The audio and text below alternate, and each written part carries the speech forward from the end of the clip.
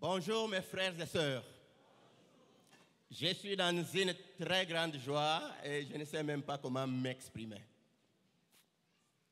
Ce que je vais faire, c'est je peux voir les gens que je connais partout.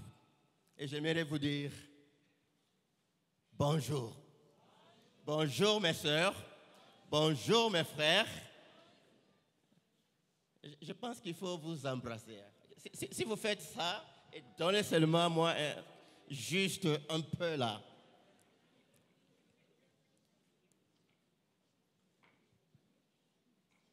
Il y a des années,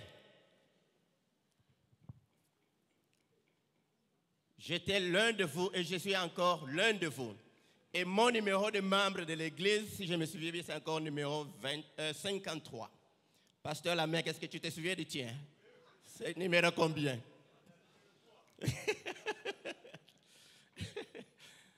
Et ça fait 10 ans, passé peut-être depuis que j'ai prêché encore ici. Vous êtes toujours dans mon cœur. Et ce matin, avant que vous ne vous réveilliez, il était dimanche déjà chez nous. C'est la nuit maintenant. Mon église a prié pour vous.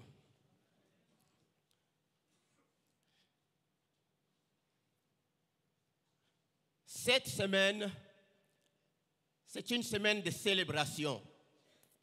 Mais c'est aussi une semaine où le Seigneur vient parler à chacun de nous individuellement.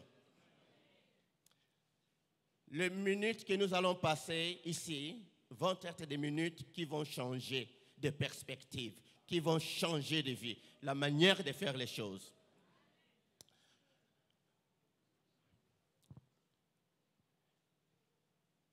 J'ai un message personnel et un message particulier pour vous. Et ma prière, c'est que le Seigneur lui-même vous parle. Mon français ne va plus être ce bon français là que vous connaissez. Si vous entendez un mot qui n'est pas français, c'est l'anglais ou bien c'est le swahili. Interprétez vous-même.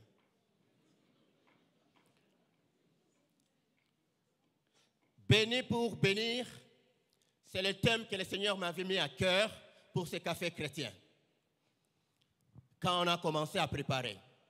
Et ça bouillonnait dans mon cœur. Et j'ai dit, blessed to bless.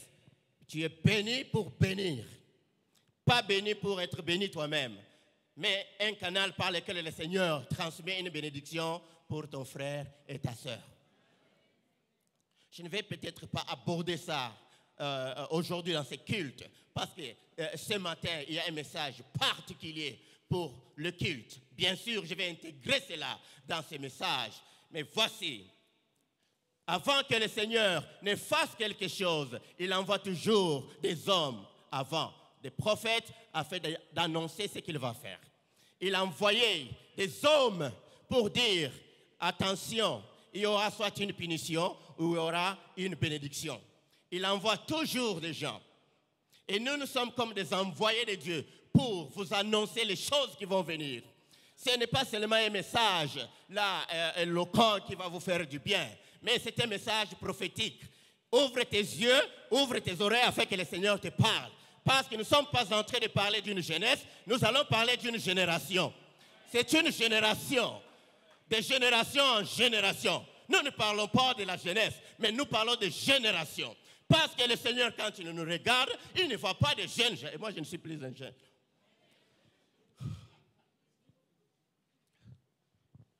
J'ai été les années passées. Mais aujourd'hui, je prépare des générations. Je pense déjà à ce qui va venir demain. Donc, je vais m'appuyer beaucoup plus sur la place de l'Église dans la préparation d'une génération bénie pour bénir. La génération appelée à accomplir les valeurs chrétiennes dans une société dépourvue de tout, dans une société confuse, dans une société qui ne savent pas où aller parce qu'il n'y a pas d'avenir. On ne pense pas à l'avenir, on pense au présent. Et quand on pense qu'au présent, il n'y a pas d'avenir, il y a la mort. Parce qu'il n'y a pas de l'espérance, il y a la mort. Est-ce que tu vois là où tu pars? Est-ce que tu vois ton lendemain? Qu'est-ce qui arrive devant toi? Le Seigneur a un lendemain meilleur pour toi. Mais il faudrait que toi, tu ouvres les yeux et que tu saisisses les opportunités afin de poursuivre ton lendemain. La place de l'Église dans la préparation d'une génération à venir, une génération que le Seigneur va préparer pour confronter les difficultés qui nous attendent et pénétrer, garder les valeurs chrétiennes et apporter une bénédiction, une transformation dans une société qui est confuse aujourd'hui. Quand je parle d'une société confuse, même les gens les plus intelligents, ils ne savent pas ce que le lendemain nous réserve parce que les choses changent tous les jours. Et nous ne devons pas rester les mêmes. Les choses changent tous les jours. Et qu'est-ce que nous, en tant que parents, qu'est-ce que nous, en tant que cette génération, nous faisons pour la génération à venir? Qu'est-ce que nous sommes en train de faire pour la génération à venir?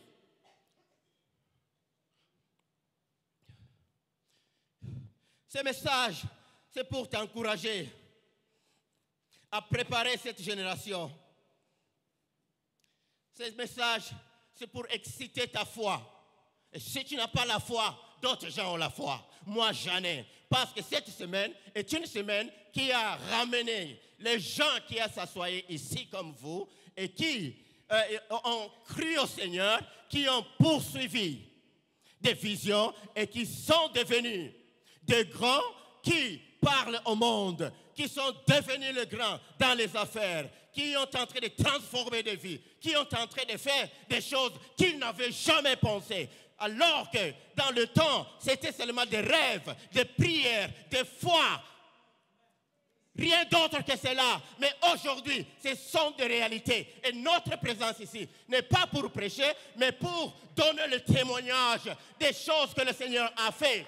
Aujourd'hui, ce n'est pas pour prêcher, c'est pour nous présenter devant vous comme quelque chose que le Seigneur a fait afin de vous parler pour vous dire ce que Dieu a fait avec ces gens, il peut le faire avec vous.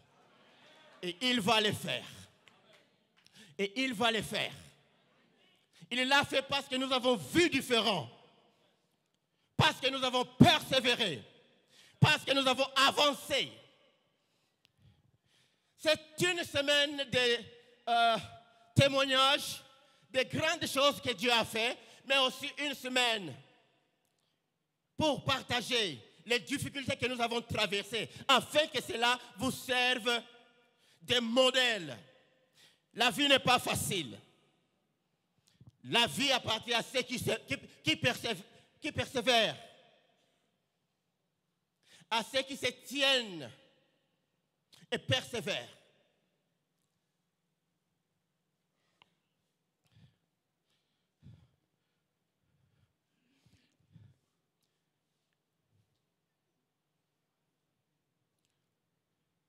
Le monde aujourd'hui est en train de changer rapidement. La famille que nous sommes aujourd'hui est en voie de changement. La famille, c'était père, mère et les enfants. Aujourd'hui, partout là-bas, et même ici, même si ce n'est pas public, la famille est en train de devenir père, père et enfant, bien mère, mère et enfant. Vous entendez ce que je disais? Ou si vous n'avez pas saisi, j'ai dit homosexuels et enfants. Ils vont prendre vos enfants. Ce sont les lesbiennes, deux mamans qui vivent ensemble et les enfants. Et c'est ce qu'on nous présente comme la famille. Les choses sont en train de changer. Et qu'est-ce que nous devons faire? Où est notre position dans cela pour garder les valeurs?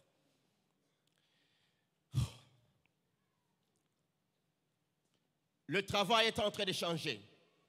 Là, le temps passé, le travail était considéré comme nous formons des ingénieurs, nous formons des médecins, nous formons des gens intelligents. Mais ce n'était pas que des travailleurs. Mais aujourd'hui, la société n'a pas seulement besoin d'ingénieurs. La société a besoin de gens qui créent des choses. Donc on quitte le niveau d'être ingénieur, mais de devenir un designer. Designer, c'est quoi en français encore? Un concepteur. Vous dépassez ce niveau-là.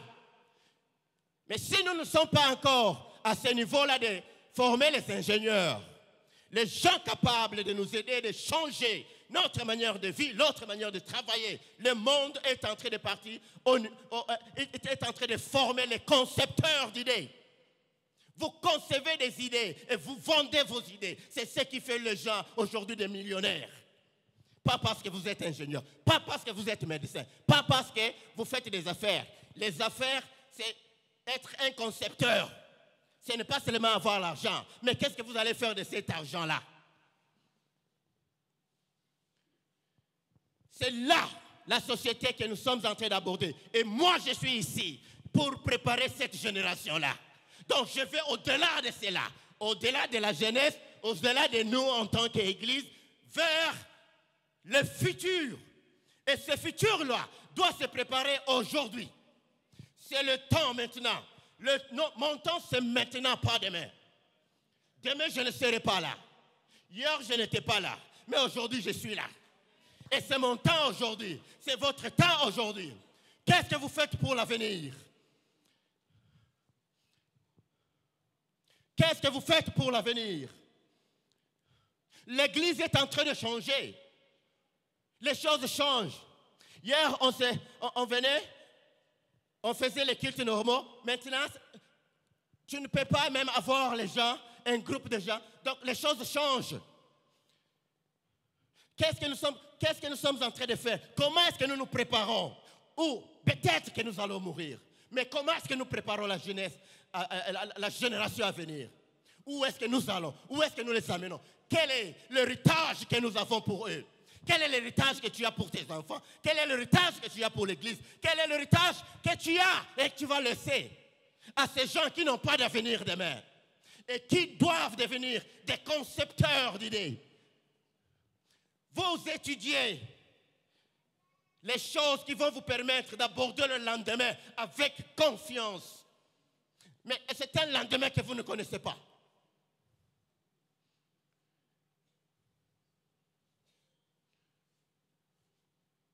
C'est peut-être très fort pour vous.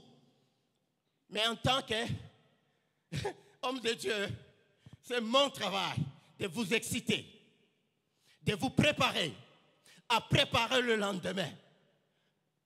Et le préparer bien.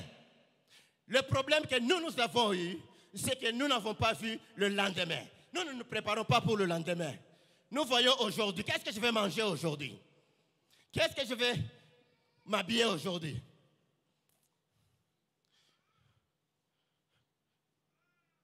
Aujourd'hui, si aujourd'hui ne prépare pas demain, demain sera un échec.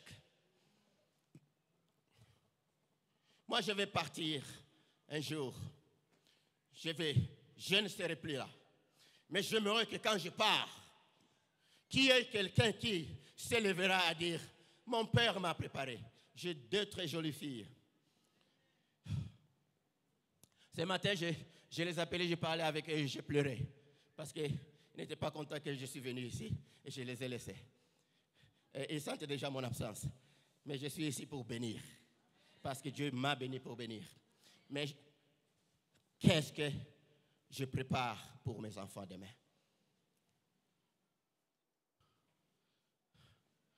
Est-ce que tu as une idée? Nous avons hérité de nos pères beaucoup de choses. L'une des choses que nous avons hérité de nos pères, c'était la stagnation. Nous restons les mêmes tous les jours. Nous nous contentons de la situation dans laquelle nous sommes. Nous ne nous battons pas tellement pour sortir. Nous sommes contents. Nous pouvons rire. C'est bien. Le même foufou que nous avons mangé, ou nos parents ou nos grands-pères ont mangé, nous mangeons le même foufou. Alors que nous avons le maïs ici. Faites des biscuits. Faites une sorte de foufou qui va peut-être aller pour 2 jours, 3 jours.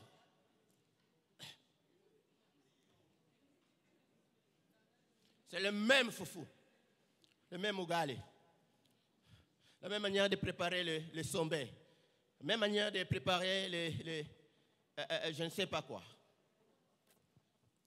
Nous avons une très bonne terre ici, très riche.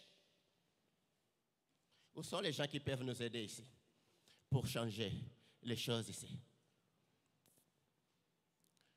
Voyez plus grand, rêvez, rêvez. Il y a des années, il y a 20 ans, quand nous avons été dans cette jeunesse, nous avons commencé à exciter des jeunes gens, à voir grand. Et les groupes de jeunes gens que nous avons poussés à voir loin, et nous avons aidé à travailler pour atteindre des objectifs. Ils ont travaillé. Il y en a beaucoup que nous avons aidés. Nous n'avons pas de l'argent, nous ne travaillons pas, il n'y avait rien. Mais nous savions que parce que nous croyons que Dieu nous appelle à devenir grands, nous pouvons préparer d'autres gens à devenir grands. Et nous avons préparé des gens. Et ces gens de cette génération-là sont partis. Ils sont là. Et ce sont ces gens-là qui viennent pour témoigner aujourd'hui, pour montrer la fidélité de Dieu, afin que vous puissiez aussi croire. Parce que quand Dieu ramène les gens comme ça pour témoigner des choses qu'il a fait, c'est tout simplement pour relever votre foi et vous dire qu'il l'a déjà fait, il le fera aussi pour toi. S'il l'a fait avec lui, il le fera avec toi. Il n'y a pas la différence entre moi et toi. Je n'avais jamais rêvé que je vivrais en Australie. Je n'avais même pas. Je savais qu'un jour, j'aurais peut-être une voiture ou bien des voitures, j'aurais des maisons. Et je n'avais même pas $10 pour acheter un pneu de l'occasion. Mais je savais. Et Dieu a mis sur nos voies les mamans telles que Maman Adouya pour nous aider pendant ces moments-là difficiles de préparation, pour devenir ce que nous sommes.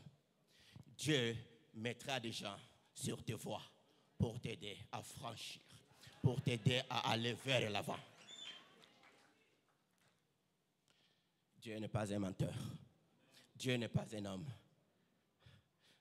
J'ai vu beaucoup de gens ici ne sourient pas. Même quand on chante, les gens ne sourient pas. Souriez. Apprenez à sourire. Une chose que moi j'ai fait quand je savais que Dieu m'appelait à être grand, j'ai commencé à bien manger d'abord chez moi. Et s'il y a des gens ici qui venaient chez moi, je n'avais pas de travail, je n'avais pas de salaire. Mais quand tu venais chez moi, est-ce que vous pouvez dire, est-ce que vous avez mangé une nourriture qui vous disait, ah, vous avez bien mangé. J'ai appris à bien préparer. Parce que je savais que je vais devenir grand et je dois commencer à faire des choses. Quand j'ai su que Dieu m'appelait à être grand, j'ai commencé à me former. J'ai commencé à me focaliser sur les choses essentielles.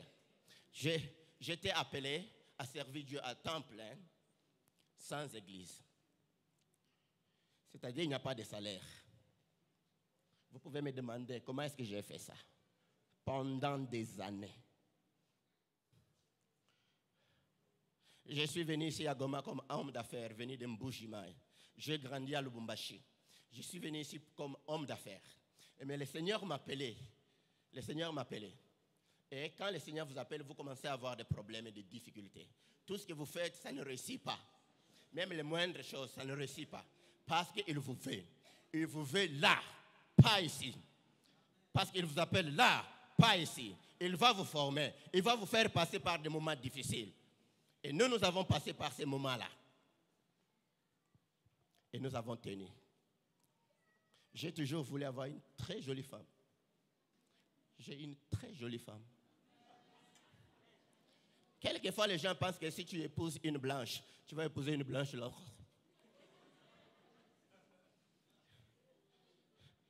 Non. Très jolie. Quand elle m'a regardé, elle m'a vu la première façon qu'elle était, boum. Elle m'a dit des choses que je ne savais pas sur moi-même. Elle a dit que j'avais les épaules, mes épaules, c'était vraiment les... Je n'avais jamais regardé mes épaules. Il regarde la façon dont je marchais. Elle dit, voilà l'homme. Et moi, je ne savais même pas tout ça. Mais le Seigneur avait mis la grâce La grâce de Dieu. La grâce d'attraction.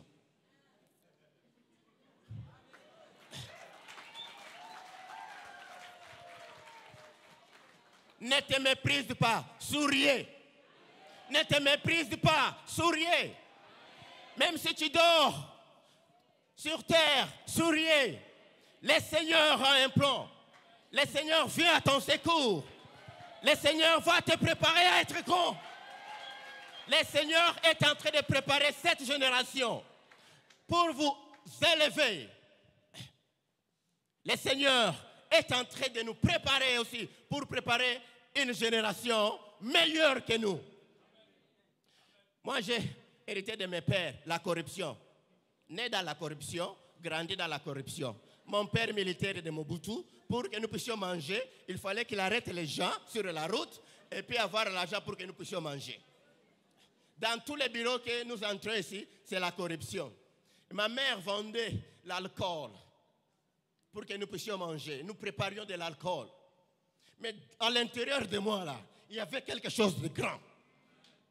Mais je n'étais jamais content de ça. Pas content de mon père, pas content de ma mère. Je pensais qu'ils pouvaient faire mieux que ce qu'ils ont fait. Je ne les condamne pas. C'était la vie qu'ils ont aussi héritée. Mais nous pouvons changer cela. Comment changer cela? Il faudra avoir une vision claire de où est-ce que vous alliez. Comme cette génération ici, qui était ici il y a 10 ans, 20 ans, a eu une vision de ce qu'il voulait devenir. Le Seigneur leur a fait devenir ce qu'il voulait devenir. Mon frère, je vais citer des noms, excusez-moi, parce que c'est pour cette raison-là que nous sommes là cette semaine. Mon frère Patrick ici, il m'a suivi un jour et dit, moi je vais faire les choses que tu es en train de faire. J'ai dit, non, tu es fou. Moi je suis un fou. Tu ne peux pas me dire, va à l'école. Il dit, non, je vais te suivre. J'ai dit, non, rentre, va à l'école. Il a refusé d'aller à l'école. Il est parti, il m'a suivi. Il est parti faire l'évangélisation. De l'évangélisation, il est parti ici, il est parti. Maintenant, il va partout dans le monde. Ce qu'il est aujourd'hui, il ne l'est pas parce qu'il a eu l'occasion d'aller étudier. C'est parce qu'il a eu l'occasion de suivre le Seigneur. Un jeune homme de moins de 20 ans qui est en train d'accepter l'appel de Dieu sans savoir comment son lendemain est défini. Et il poursuit ça. Et aujourd'hui, il est ici. Bientôt, il va devenir docteur. Je l'ai pris. Je savais que je venais ici. Moi, je viens en Australie. J'ai des assurances, j'ai ceci, cela. Et ces histoires-là ne me couvrent pas pour être ici quelquefois. Oui. Mais je savais que je devrais rentrer ici pour aller là où le Seigneur m'a pris, afin de fortifier encore ma voix. Et le Seigneur m'a donné un message pour le Vungi. Et je savais que c'est un message prophétique qui va leur apporter des bénédictions et qui va leur préparer pour le futur.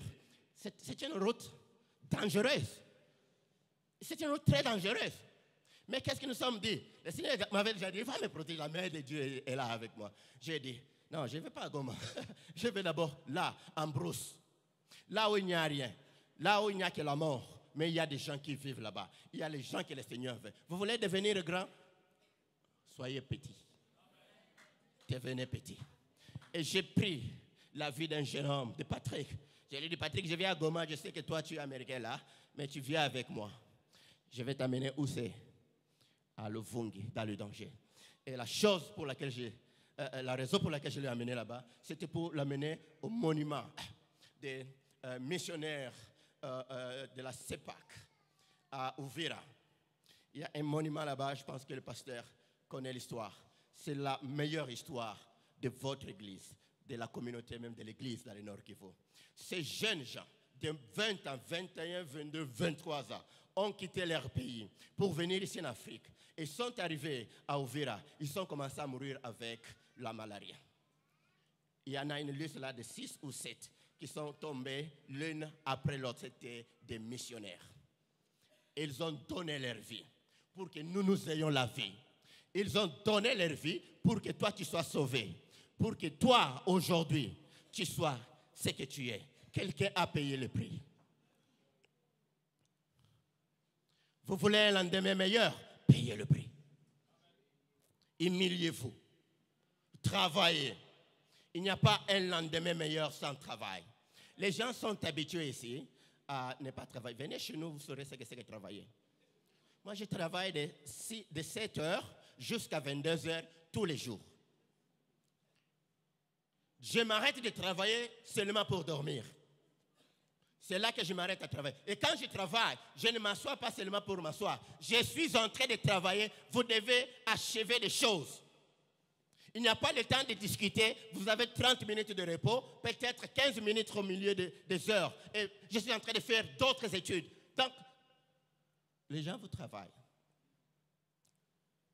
Fini le temps de regarder le théâtre de chez nous. Plus vous regardez le théâtre de chez vous là, vous devenez comme le théâtre de chez vous. Ça vole la vision de Dieu, ça prend tout ce que Dieu met dans vos cœurs. Dieu dit à Abraham, quitte ton pays, va dans un pays que je te montrerai. Quitte la maison de ton père et de ta mère. Et là, je ferai quoi? Je te bénirai. Et tu deviendras une source de bénédiction pour les autres. C'est là même la source de bénir pour bénir. Ce thème est tiré de là. Mais parce que je ne parle pas de ça, laisse-moi revenir un tout petit peu. Quitte ton pays. Et va là où je vais te montrer. Tu veux une génération meilleure demain. Tu veux une bonne vie demain. Quitte ton pays. Quitte la médiocrité. La médiocrité, il y en a beaucoup. J'ai parlé de la corruption. J'ai parlé des choses qui nous retiennent.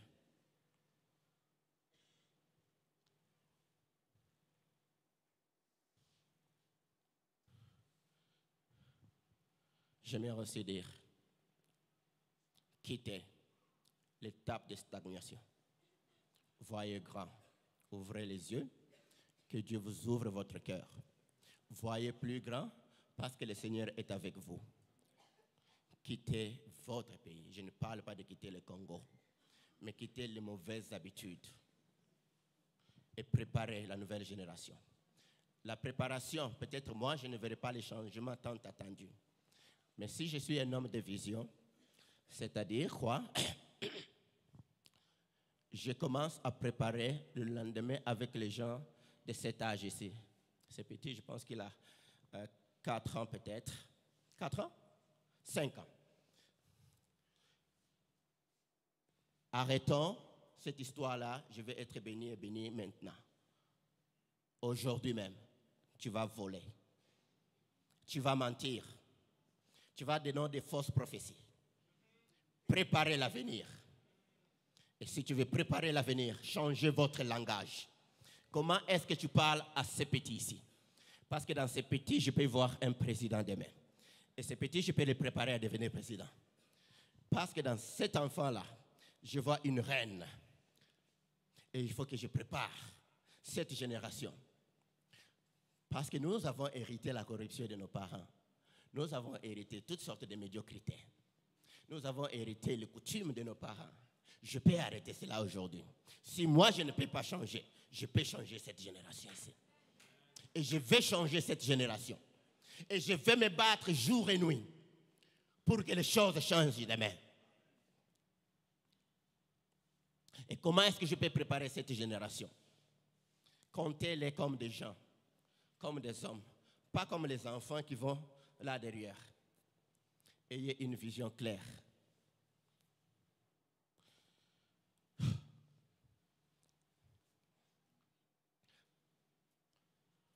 Et si vous n'avez pas de vision, le Seigneur va vous les donner. Vous voulez que ce pays ait la paix. Commencez à parler à ces jeunes gens de la paix et de la réconciliation. Que nous pouvons vivre avec les voisins dans la paix. Et nous savons que là, quand nous sommes dans la paix, il y aura la prospérité. Changez votre langage. Le Seigneur vient et sa bénédiction vient quand il y a la paix. Préparez la génération qui vient, que ce soit une génération de paix, en commençant par ces gens, en changeant notre langage et en parlant à ces gens ici des choses grandes qui vont devenir demain. Parlez à ces jeunes gens comment avoir l'éthique. Montrez-les que je peux travailler. Je suis papa, mais je travaille. Quand c'est le temps de travailler, je travaille bien. Ils vont regarder et ils vont voir ça. Arrêtez de regarder vos théâtres là-bas. Et de temps en temps, vous passez en train de regarder des bêtises. Qu'est-ce qu'ils vont faire? Ils vont dire, mon père regardait ça. N'est-ce pas? Vrai ou faux? Mon père m'avait dit ça, mon père disait ça à ma mère. C'est ce qu'ils vont faire à leur génération demain. Donc nous pouvons changer. Nous devons avoir une vision du lendemain, une vision qui vient dans 20 ans, mais nous commençons à préparer cette vision-là maintenant et aujourd'hui. Je peux ne pas voir ça, mais il faut que je prépare ça. David a préparé Salomon. David est un homme de Dieu, un homme bien, un homme au cœur de Dieu. Il a travaillé pour Dieu, il a fait de grandes choses. C'est l'homme que j'aime, il m'a épaté dans la Bible. Mais écoutez ce qu'il a dit. Il avait une passion de bâtir le temple pour Dieu. Dieu lui a dit, non, toi tu as versé beaucoup de sang. Ton fils Salomon va faire quoi? Va me bâtir. Est-ce que tu penses que David a tellement dit, oui, Salomon va me bâtir? Il a collecté l'or. Il a tout préparé pour son fils. Et vous savez ce que son fils a demandé? La sagesse et l'intelligence. Je vous ai parlé ici que le lendemain, notre société qui vient, c'est une société de concepteurs d'idées. Et la conception d'idées, c'est quelque chose qui vient de Dieu. Dieu vous donne des révélations. Dieu vous donne des idées pour concevoir les choses qui vont diriger le monde demain. Parce que le Seigneur, il nous a appelés à dominer. Il dit, multipliez. Ça, c'est Genèse, chapitre 1er, versets 26, 27 et 28. Il dit, allez, soyez féconds. Multipliez-vous. Assujettissez. Dominez. Ça, c'est une mission. Ce n'est pas seulement une parole que nous avons été donnée. C'est une mission que le Seigneur a fait quoi? Nous a donnée pour préparer, pour prendre les choses, pour prendre les générations. Nous devons préparer ça. C'est fini les vacances. Si vous voulez devenir grand, fini les bêtises. Fini le passé. Soyez des concepteurs de demain. Pensez grand. Regardez le lac et dites, moi j'aimerais de grandes choses sur cette lac. Regardez vos minerais ici. Dites, moi je vais étudier, je vais devenir ingénieur et je vais bâtir des usines ici qui vont transformer ces choses-là à partir d'ici et nous les vendons comme produit fini. Fini les bâtisses là d'envoyer les choses en Europe. C'est parce que vous refusez de préparer votre génération. Si personne n'attendez pas que la Monique vienne, n'attendez pas que le monde ne va pas venir. Le monde va vous assujettir et vous n'allez avoir rien. Réveillez-vous et prenez l'initiative. Faites quelque chose. Faites quelque chose. Faites quelque chose. Faites-le maintenant. C'est maintenant notre temps. Demain, tu ne seras pas là. Le lendemain, tu ne seras pas là. Préparez les ingénieurs. Ici, vous pouvez fabriquer des machines. Aujourd'hui, le monde est ouvert. Et vous pouvez fabriquer ces machines même en achetant une pièce par pièce. Vous pouvez le faire ici. Travailler, former des ingénieurs, former des médecins capables de changer les choses. Former des gens qui peuvent changer la manière dont nous mangeons et nous amener à une dimension supérieure. Arrêtez de manger des choses fabriquées, je ne sais comment, par n'importe qui, parce qu'ils veulent voler votre argent. Ils volent votre argent et vous donnent la nourriture que vous ne deviez même pas manger. Vous pouvez le faire et Dieu vous appelle à le faire. Réveille-toi, toi qui dors. Réveille-toi, grande sœur. Réveille-toi, petite sœur. Je vais parler aux sœurs. Quand Dieu a appelé Adam, il a appelé Adam et il les a tous bénis. Il n'a pas béni Adam. Il a béni Adam et Ève. Les sœurs ont tendance à faire quoi? À laisser les hommes. Non, ce temps-là est passé. C'est fini. S'il n'y a pas des ingénieurs parmi vous, ça c'est vous qui choisissez. S'il n'y a pas de docteurs parmi vous, c'est vous qui choisissez. S'il n'y a pas des avocats parmi vous, ces hommes ici vont continuer à faire des viols aux femmes et personne ne va se mettre là debout pour dire non au viol. Réveillez-vous. Réveillez-vous. J'aimerais voir les sœurs dans cette église faire de grandes choses. Ça, c'est ma passion. Réveillez-vous. Mettez-vous debout. Fini de regarder en bas. Fini de regarder que je ne suis pas belle, je ne conviens pas. Tu es belle. Si toi, tu penses que tu n'es pas belle, va lire dans Job, le genre d'animaux que Dieu a dit, ça c'était beau. Allez, regardez ces choses-là. Utilisez ce que vous n'aimez pas sur votre corps pour faire de ça votre point d'attraction. Je vous en prie, réveillez-vous. Allez vers l'avant. C'est votre temps.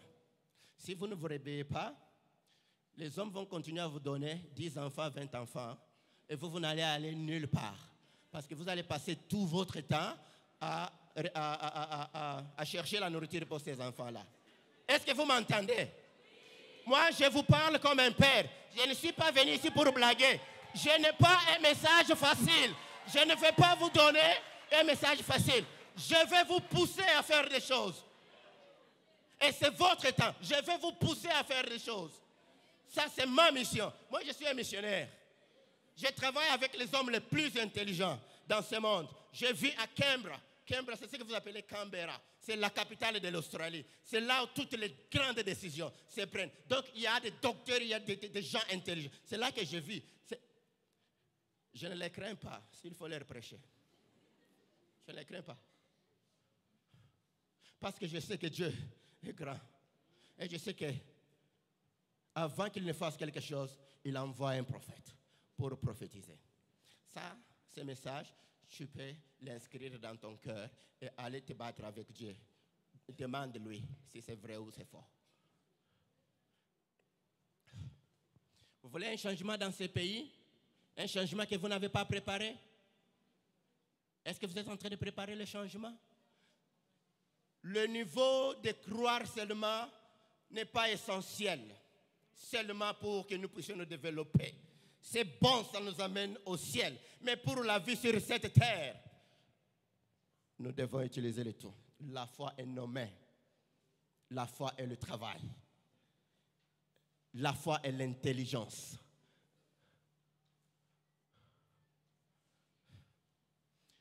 Ok, si vous ne comprenez pas ça, je vais vous dire encore. Les missionnaires ont fait un grand travail dans ce pays. Ils ont amené l'évangile. Ils ont dit, convertissez-vous, soyez chrétiens. Le royaume du ciel appartient aux pauvres. Ok, je vais encore élaborer ça. Ils ont vraiment travaillé dur. Nous sommes sauvés, n'est-ce pas?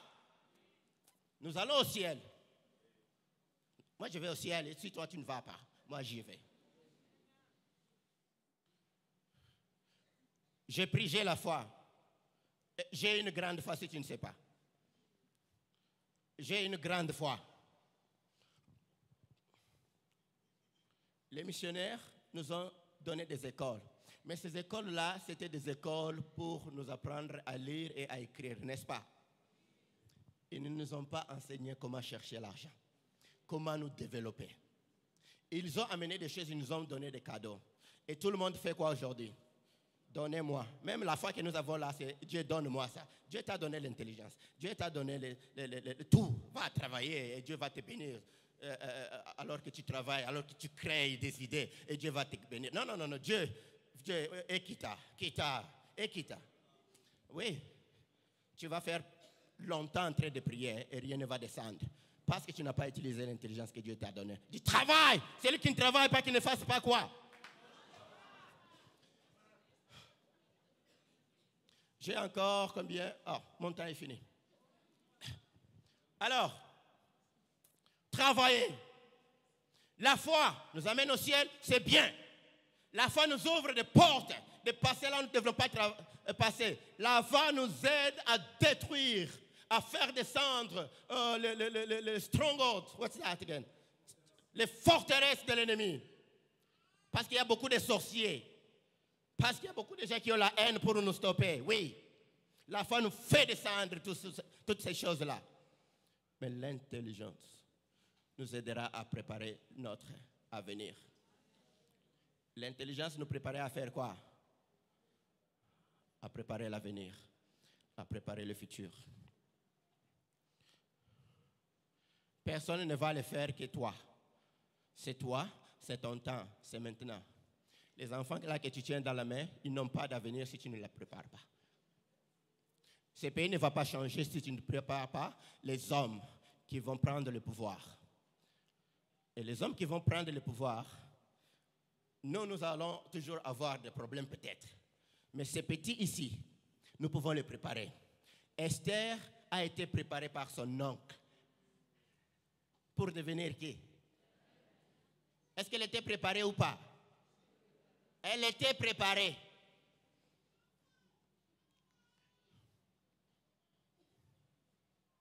Béni pour bénir. C'est ça ma bénédiction pour toi. Ça, c'est ma bénédiction pour toi. Je vais te pousser à prendre des risques. Si tu ne prends pas de risques, il n'y a pas d'avenir pour toi. Si tu ne prends des risques par la foi de changer la manière dont tu vis, la manière dont tu vois les choses, la manière dont tu fais l'église, la manière dont tu travailles, la manière dont tu vas à l'école, la manière dont tu te regardes toi-même, rien ne va changer. Réveille-toi, toi qui dors.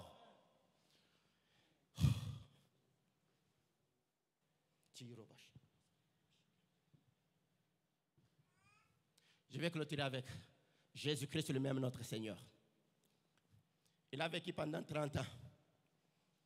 Et il a fait le ministère pendant combien d'années? 3 ans et demi. Qu'est-ce qu'il faisait pendant ce ministère? Qu'est-ce qu'il a fait? L'objectif n'était pas de prêcher aux gens, de leur donner du pain, de leur parler. L'objectif, c'était de préparer combien? 12. Jour et nuit. Il a passé le temps avec les 12 qui devraient prendre le monde entier. Il n'était pas là pour tout le monde. Tout le monde recevait les bénédictions, les restes, les miettes. Mais les 12 recevaient la chose. 3 ans et demi. Et quand il a fini de les former, qu'est-ce qu'il a fait? Et il les a laissés. Et les 12, qu'est-ce qu'ils ont fait? Alors, vous voulez les changements demain? Où est-ce que où sont vos yeux? Que le Seigneur te bénisse. Nous aimons, nous avons hérité l'être des frimeurs. Je m'habille bien là. Je vais vous donner une information. Ce veste-ci, je l'ai acheté la semaine passée parce que je venais ici, parce que je sais qu'ici on porte des vestes. Et j'ai fait 10 ans sans porter de veste. C'est bon, c'est joli, n'est-ce pas? C'est rien pour moi. Ça ne m'amène nulle part. Mais dans notre société ici, qu'est-ce que nous avons fait? Il faut être frimeur. Être quelqu'un qui se présente comme s'il était quelque chose que tu n'es pas. Sois simple, mais sois efficace.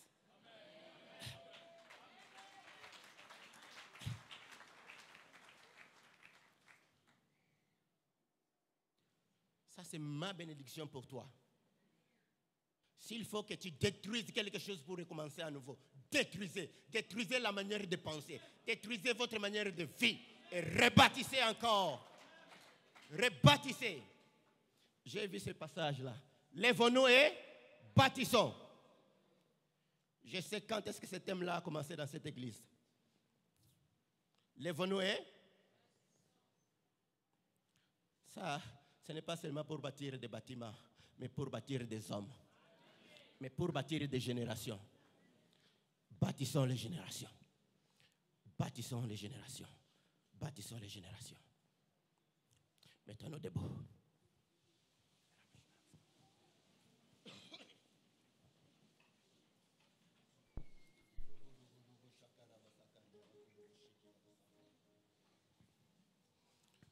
Ça, c'est mon héritage que je vais laisser.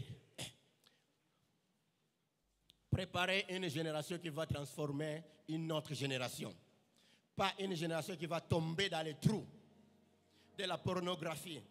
Une génération qui va tomber dans les trous de toutes sortes de médiocrités et de corruption, de traditions, de choses inutiles. Mais une génération qui va maintenir les valeurs chrétiennes. Une génération qui est une armée de l'Éternel. Une génération sainte, des gens capables d'affronter des situations par la foi, mais aussi par l'intelligence, et transformer des sociétés, changer de manière de vie. Personne d'autre ne le fera pour vous. Les blancs ne viendront pas vous aider. Dieu vous a déjà aidé, vous avez la foi, vous allez au ciel et battez-vous pour votre vie. Battez-vous pour votre lendemain. Battez-vous pour ce quartier ici. Battez-vous. Le temps c'est maintenant. Mettons les mains en l'air. Prie pour toi-même.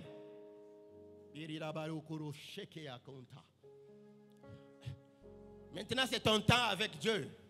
Moi j'ai transmis le message. Oh Dieu.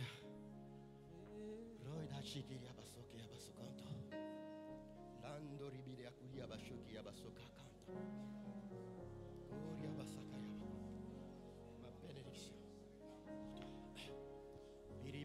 Biri bara bara basaka ya bakuro bosenta.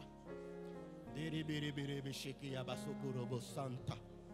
Rendi biri biri bisika yobobo sheki ya basakanta.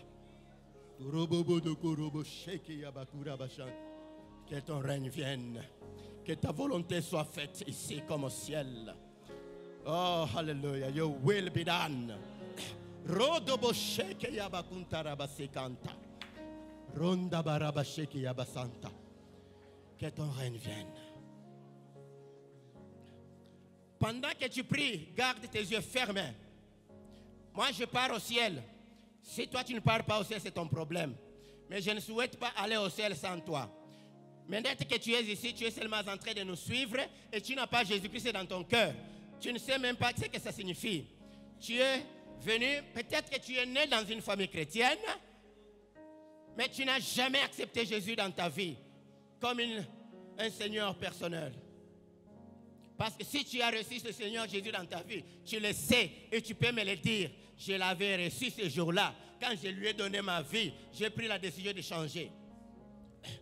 Pendant que tu pries pour ce que tu as entendu, que le Seigneur est en train de te parler, je vais faire un appel.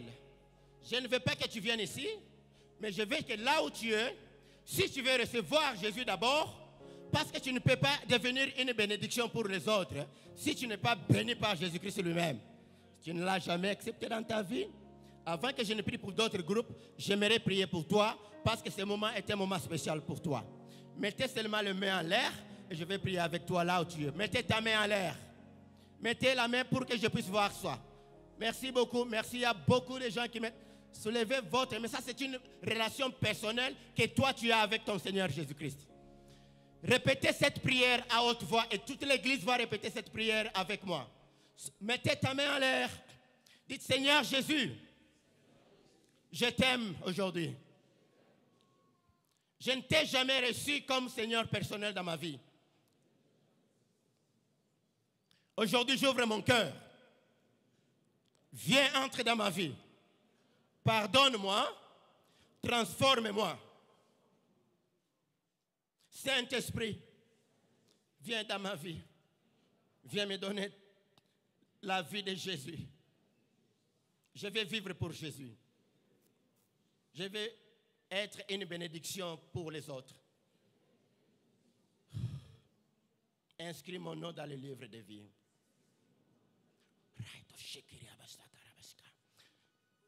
Mettez ta main en bas. Mais je vais te donner un conseil. Il y avait beaucoup de gens. J'ai vu plus de 30 ou 50 mains. Là-bas, c'est à peu près combien, frère? Une trentaine là-bas. Des gens qui ont accepté Jésus. Approchez des pasteurs. Approchez des leaders dans cette église qui peuvent vous aider. Ça, c'est votre temps. C'est le temps que Dieu a prévu pour vous afin que vous puissiez voir un futur meilleur. Maintenant, avant de clôturer, si tu es malade, touche là où tu es.